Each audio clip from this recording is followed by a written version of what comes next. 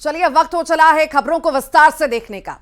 Israel युद्ध में इस वक्त हालात सबसे ज्यादा विस्फोटक हो चुके हैं। गाजा के अस्पताल पर हमले के बाद हमास घायल दुश्मन की तरफ पलटवार की तैयारी में है। यह बात इजराइल भी अच्छी तरह जानता है, इसलिए दुश्मन फिर से सिर उठाए उससे पहले ही उसे कुचलने की तैयारी में इजराइल है। लेकिन हमास की ब्रिगेड में अभी भी कई ऐसे कमांडर हैं जो इस युद्ध को जिंदा रखने में सक्षम हैं। हमास के खिलाफ इजराइल ने अपनी युद्ध नीति में इसी वजह से बड़ा बदलाव किया है। आपको दिखाते हैं ये खास रिपोर्ट।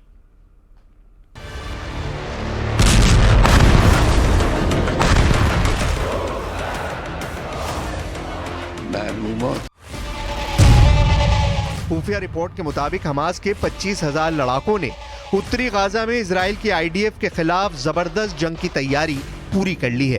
उत्तरी गाजा से इजराइल की चेतावनी के बाद से 10 लाख फिलिस्तीनी और हमास समर्थक भाग चुके हैं। खाली हो चुके उत्तरी गाजा में हमास बेसब्री से इजराइल के जमीनी हमले का इंतजार कर रही है। खबर आ रही है कि हमास के पास रूस की एंटी टैंक मिसाइलें और रॉकेट आ चुके हैं। खबर ये भी आ रही है कि ईरान ने हमास को हजारों की तादाद में रॉकेट, कम दूरी की मिसाइलें और भारी संख्या में ड्रोन दे दिए हैं। वहीं दूसरी तरफ स्पेशल फोर्सेस की तरह लड़ने वाले हिजबुल्लाह के 45,000 लड़ाकों को इजराइल पर किसी भी वक्त बड़ा हमला करने के लिए तैयार रहने को कहा गया है, जबकि ईरान ने 5,75,000 सैनिकों को हमले के लिए पूरी तरह तैयार कर लिया है। इस वक्त इजराइल से आर पार का युद्ध करने के लिए जो अरब देश पूरी तरह से मन बना चुके हैं, जरा उन्हें भी जान लीजिए। ईरान, लेबनान, सीरिया, सऊदी अरब, जॉर्डन, मिस्र वो मुस्लिम देश हैं जो इजराइल को उसी की जमीन पर तबाह कर सकते हैं।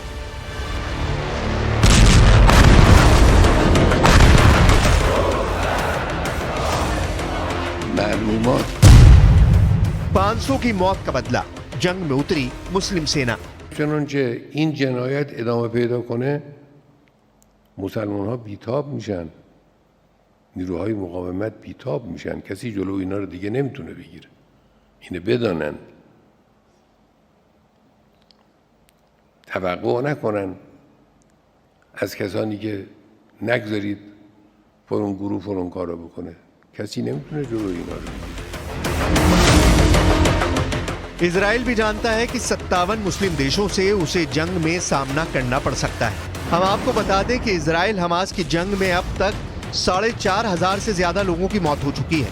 गाजा पट्टी में फिलिस्तीन और हमास के समर्थकों पर इजराइल यमराज बनकर टूट पड़ा है।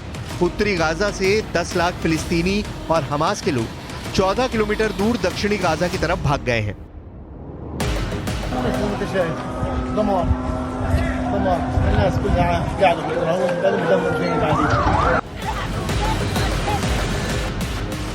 डिफेंस एक्सपर्ट्स के मुताबिक इजराइल बहुत ही चालाकी से गाजा युद्ध कर रहा है। अब इसे ऐसे समझ सकते हैं कि इजरायली सेना हमास को एक हाथ में बम दिखाकर दूसरे हाथ से पकड़े तमंचे से मार रही है। अब हम आपको बताने जा रहे हैं कि 7 अक्टूबर के बाद से हमास के कितने कमांडरों को इजराइल की आईडीएफ हवाई हमलों में मार चुकी है। इजराइल के आईडीएफ के दावों के मुताबिक इजरायली सेना ने 2 और हमास कमांडरों को ढेर कर दिया है। इजरायली सेना ने हमास के गाजा सिटी ब्रिगेड में एंटी टैंक गाइडेड मिसाइल के प्रमुख मोहम्मद अब्दुल्ला और हमास के नेवल कमांडर अकरम हिजाजी को मार गिराया है। इससे पहले 17 अक्टूबर को इजरायली सेना ने हमास के कमांडर ऐमान नौफाल को मार गिराया था। नौफाल ने इजरायली सेना और आम लोगों पर कई हमलों को अंजाम दिया। 14 अक्टूबर को इजरायली सेना ने हमास के 2 बड़े कमांडरों को मार गिराया। इसके अलावा हमास के टॉप कमांडर बिलाल अल कद्रा इजराइल हमले में मारा गया है। बिलाल दक्षिणी खान यूनिस बटालियन में नहबा बल का टॉप कमांडर था।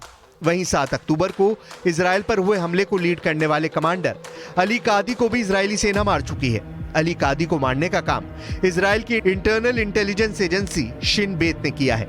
इसी तरह हमास का एयरफोर्स हेड मुराद अबू मुराद भी इजरायली हमले में मारा जा चुका है। इजरायली फोर्स इस्लामिक जिहाद हेडक्वार्टर को भी एयर स्ट्राइक में ध्वस्त कर चुकी है। इजराइल सेना गाजा में हमास के 3,000 अड्डों को तबाह कर चुकी है। Hamas kidnapped women, children, elderly, Holocaust survivors. I know you share our outrage on this, and I know you share our determination to bring these people back. On October 7th, Hamas murdered 1,400 Israelis, maybe more. This is in a country of fewer than 10 million people. This would be equivalent to over 50,000 Americans murdered in a single day. That's 29 11s.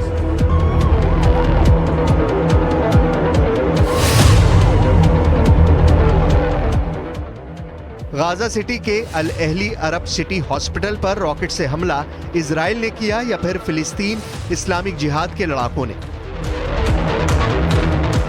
लेकिन इतना तय है कि अस्पताल पर हुए हमले में 500 लोगों की मौत के बाद अब अरब युद्ध बनाम यूरोप युद्ध हो चुका है। हमास के साथ ईरान और हिजबुल्ला जबरदस्त तरीके से साथ दे रहे हैं। इजराइल भी जानता है कि ईरान के 5,75,000 सैनिकों से जंग करना जरा भी आसान नहीं है। इजराइल के पास सिर्फ 1,73,000 सैनिक हैं। इजराइल की 4,65,000 की रिजर्व फोर्स को जोड़कर भी इजराइल ईरान के आसपास नहीं टिकता है। अब देखना होगा कि गाजा सिटी के अल अहली अरब सिटी हॉस्पिटल में मारे गए 500 से ज्यादा लोगों की मौत का बदला ईरान, हिजबुल्ला और हमास कैसे लेते हैं।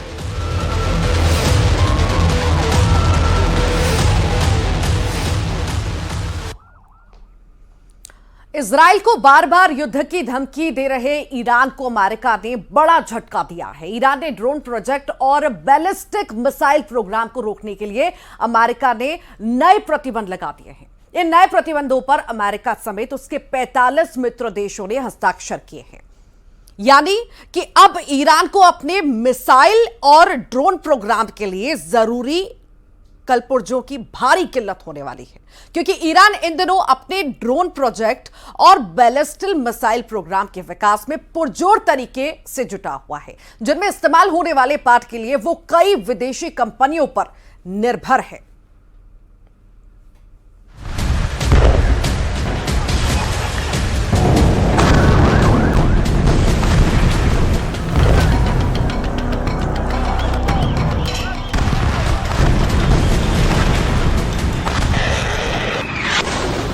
ईरान अपनी जिस ताकत के भरोसे इजराइल को मिटा देने की धमकी दे रहा है, ईरान के उस फन को कुचलने की तैयारी कर चुका है अमेरिका। हमास इजराइल युद्ध के बीच ईरान गाजा पर इजराइल की बमबारी से बौखलाया हुआ है। वो बार बार युद्ध में सीधे उतरने की धमकी दे रहा है। ईरान के सुप्रीम लीडर बार बार इजराइल को गाजा पर हमले रोकने की चेतावनी दे रहे हैं, लेकिन इजराइल अपने मिसाइल धमाकों की गूंज में ईरान की धमकी को अनसुना कर दे रहा है। लेकिन ईरान की हर हरकत पर अमेरिका की पूरी नजर है। इसीलिए ईरान हमास इजराइल युद्ध में कूदे उससे पहले ही अमेरिका ने उसके पर कतरने की तैयारी शुरू कर दी है। अमेरिका ने ईरान के खिलाफ बड़ा कदम उठाते हुए ईरान की बैलिस्टिक मिसाइल प्रोग्राम और ड्रोन प्रोजेक्ट पर नई पाबंदियों की घोषणा कर दी है। अमेरिकी विदेश मंत्री एंटनी ब्लिंकन ने ईरान पर नए प्रतिबंधों की जानकारी देते हुए ट्वीट किया है कि आज संयुक्त राज्य अमेरिका ईरान के बैलिस्टिक मिसाइल्स और यूएवी कार्यक्रमों का मुकाबला करने के लिए नए प्रतिबंध लगा रहा है।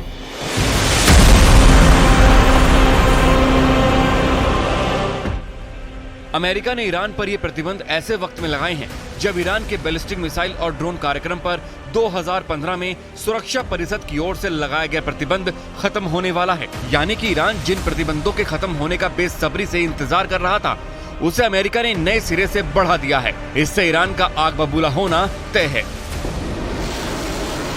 इससे पहले पिछले महीने ही नेटो के 3 अहम देश ब्रिटेन, फ्रांस और जर्मनी ने ईरान पर मिसाइल और परमाणु प्रतिबंधों की घोषणा की थी। इन तीनों देशों ने एक संयुक्त बयान में कहा था कि ईरान पर मिसाइल और परमाणु प्रतिबंध बरकरार रखने का फैसला लिया गया है और ईरान को चेताया था कि अगर ईरान ने इन प्रतिबंधों की लक्ष्मण रेखा लांघने की कोशिश की तो उसे गंभीर नतीजे भुगतने होंगे।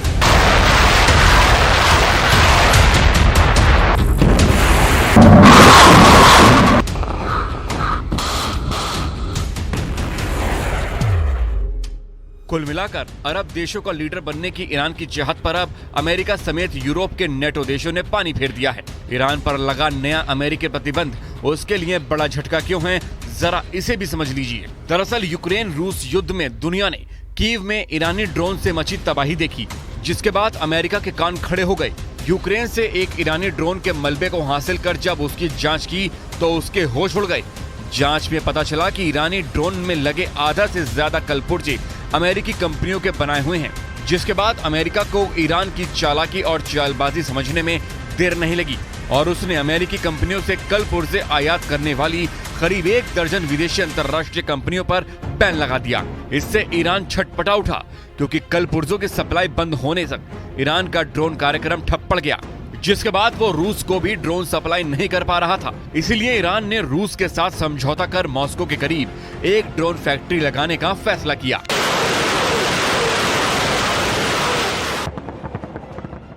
इस बीच अमेरिका को पता चला कि ईरान ने कुछ देशों की मदद से अपना ड्रोन कार्यक्रम फिर से शुरू कर दिया है, जिसके बाद अमेरिका ने ईरान पर नए प्रतिबंध लगा दिए हैं।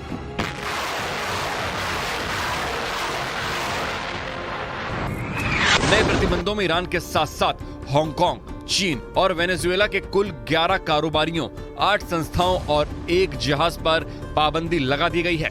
ये सभी ईरान को बैलिस्टिक मिसाइल प्रोग्राम और यूएवी प्रोजेक्ट में मदद कर रहे थे। यही नहीं, अमेरिका ने 2 ईरानी और 4 रूसी संस्थाओं पर भी पाबंदी लगाई है। इन संस्थाओं पर रूस को यूक्रेन युद्ध के लिए ईरानी ड्रोन सप्लाई करने का आरोप है। नए प्रतिबंधों का ऐलान करते हुए अमेरिका ने चिंता जताई है कि वो और उसके सभी 45 शांति प्रिय मित्र देश ईरान के बैलिस्टिक मिसाइल और यूएवी प्रोग्राम के विकास से बहुत चिंतित हैं। इसीलिए तेहरान को चेतावनी देने के लिए उन्होंने ये पाबंदी लगाई है। अमेरिका ने साफ कर दिया है कि वो ईरान के मिसाइल और यूएवी कार्यक्रमों के खिलाफ चुप नहीं बैठेगा। ईरान पर लगी नई पाबंदियों के बाद उसकी मुश्किलें बढ़ने वाली हैं, क्योंकि अमेरिका समेत 45 देशों की सरकारी और निजी कंपनियां ईरान को बैलिस्टिक मिसाइल से संबंधित कल पुर्जे और उपकरणों की आपूर्ति रोक देंगे, जिससे ईरान के बैलिस्टिक मिसाइल प्रोग्राम और यूएवी प्रोजेक्ट दोनों को बहुत तगड़ा झटका लगने वाला है।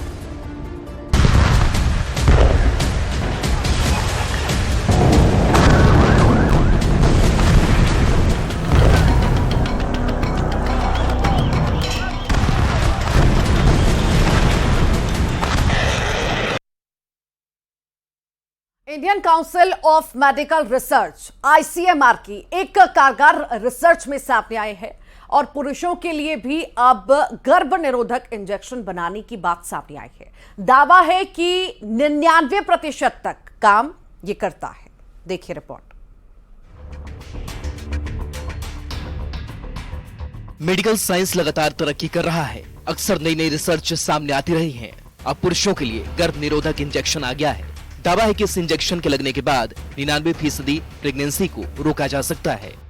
तो इसमें हम ये इंजेक्शन जो है, इंजेक्टेबल सब्सटेंस जो है, डायरेक्टली वास के अंदर बगैर किसी कट लगाए इंजेक्ट करते हैं, जो कि रिवर्सिबल होता है। जबकि वासेक्टमी जो है एक बार हो जाती है तो उसको दोबारा से सीना थोड़ा जटिल समस्या होती है। तो मेल्स के लिए, पुरुषों के लिए बहुत अच्छी खबर है, खुशखबरी है और आगे चल के इसका यूज़ ज़्यादा बढ़ेगा, एक्सेप्टेबिलिटी भी बढ़ेगी, क्योंकि ये किसी भी उम्र के लोगों को ट्राई कर सकते हैं अगर आप यंग एज में कॉन्ट्रासेप्शन चाहते हैं।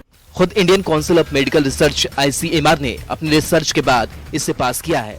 रिसर्च के बाद ये बात सामने आ रही है कि इस इंजेक्शन को लेना आसान है और ये काफी असरदार भी है। इसके अलावा भी इसे लेकर ICMR की रिपोर्ट में काफी कुछ है। पुरुष गर्भ निरोधक RISUG का सफलतापूर्वक टेस्ट करने में ICMR को 7 साल लग गए। इसके लिए ICMR ने 303 स्वस्थ शादीशुदा पुरुषों को ये इंजेक्शन दिया और 7 साल तक गहन निगरानी के बाद डॉक्टरों की टीम इस नतीजे पर पहुंची। मुझे लगता है हमारे देश में जो मेल स्टरलाइजेशन को या वैसेक्टोमी को लेकर के लोगों में हिच थी या लोग जल्दी से आते नहीं थे, उसमें ये दवाई बहुत कारगर साबित होगी। और अब ये इनिशियल स्टडी है, फेज 3 ट्रायल हुआ है 300 सुपर मेल का। मुझे लगता है बहुत जल्दी इसको ह्यूमन में अप्रूवल मिलेगा। जब मिलेगा तो ये काफी बड़ा एक माइलस्टोन होगा देश में परिवार नियोजन को लेकर के, खासकर जहां मेल्स को आगे बढ़ना चाहिए। मुझे लगता है स्टरलाइजेशन को लेकर के तो एक अच्छा कदम है। दरअसल इंजेक्शन नॉन हार्मोनल इंजेक्टेबल गर्भ निरोधक है। रिसर्च से पता चला कि गर्भ को रोकने में ये इंजेक्शन लगभग 99.02% तक प्रभावी रहा। खास बात ये थी कि एक भी मामले में प्रेगनेंसी की बात सामने नहीं आई, न ही लोगों को कोई भी साइड इफेक्ट हुआ। ये भी बताया जा रहा है कि ये गर्भ निरोधक 13 साल तक काम कर सकता है, यानी एक बार इंजेक्शन लगवाने के बाद ये 13 साल तक काम करता रहेगा। महिलाओं के लिए तमाम गर्भ निरोधक गोलियां उपलब्ध हैं, लेकिन पुरुषों के लिए अब तक ऐसी कोई चीज जो है वो उपलब्ध नहीं है।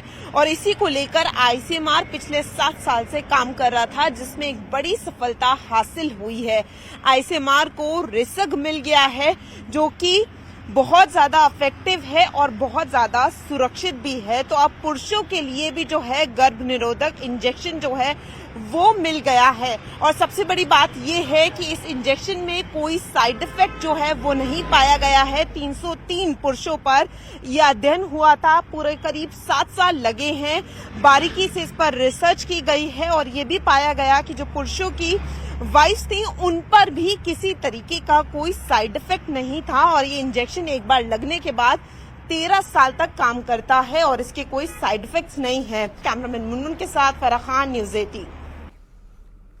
चलिए, ये तो थी खबरें। विस्तार से आगे बढ़ते हैं और बड़ी खबर की बात कर लेते हैं। बड़वानी से बड़ी खबर है। दूषित पानी पीने से 2 की मौत हुई है। दूषित पानी से कई लोग बीमार भी हुए हैं। मजदूरों को उल्टी दस्त की शिकायत मिली थी, 2 की मौत। दस्त का इलाज फिलहाल जारी है। महाराष्ट्र के पीपल कोठा मजदूरी करने के लिए गए हुए थे। ग्राम धनोरा के रहने वाले सभी पीड़ित बताए जा रहे हैं। तो दूषित पानी पीने से कई लोग बीमार हुए हैं, 2 लोगों की मौत भी हुई है। इसमें फिलहाल सभी का इलाज जारी है। 10 लोग बताए जा रहे हैं जिनकी हालत गंभीर है, इलाज जारी है। 2 की अब तक मौत हो चुकी है।